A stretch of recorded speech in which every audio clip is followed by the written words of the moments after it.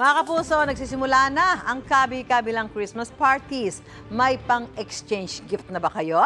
Nag-ikot sa Baklaran si Bam Alegre para sa mga gift ideas. Bam, ano ba yan?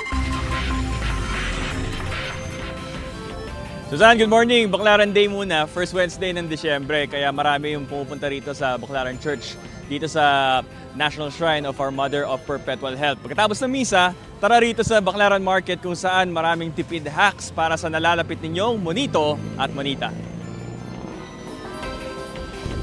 Kadalasan may tema ang exchange gift. Dito sa Baklaran Market, di ka masisiro sa gift ideas na pasok sa budget. Something shiny ba ang hanap mo? Bakit hindi subukan ng makikinang na sandals na ito na 400 hanggang 500 pesos ang pares? Something round, pwede ang mga bola na ito, 3 for 100 sa maliliit na bolang laruan at 400 to 500 pesos sa basketball. Something hard, marami ritong assorted na mga laruan. May kotse-kotsehan, may action figures pa. Maghanda ng 100 to 500 pesos na pambayad. May budget choices naman ng mga laruan na 2 for 130 pesos. Something colorful, something pink. Maghanda ng 200 to 500 pesos para sa mga manyika at dollhouse. Something short? Why not short shorts? May 4 for 180 pesos. Galingan mo na lang mamili. 2 for 180 pesos naman para sa basketball shorts. Something long, ito uso raw rito. Baggy pants. 250 hanggang 300 pesos ang isa. Ito sir, yung mga baggy pants po namin. May pambata po. Ito mga ganito. Pang small size naman. So tumabenta ito, patukoy sa amin. Tsaka yung mga maong na pants. Mga bagets, mga teenager mostly po, mga teenager po. Sa ngayon sir, matumal pa, hindi pa matumal pa. Pero by December siguro, mga bago magsimbang gabi. Yun. Pero kahit pa paano naman, mabenta naman, kahit makakaraos din.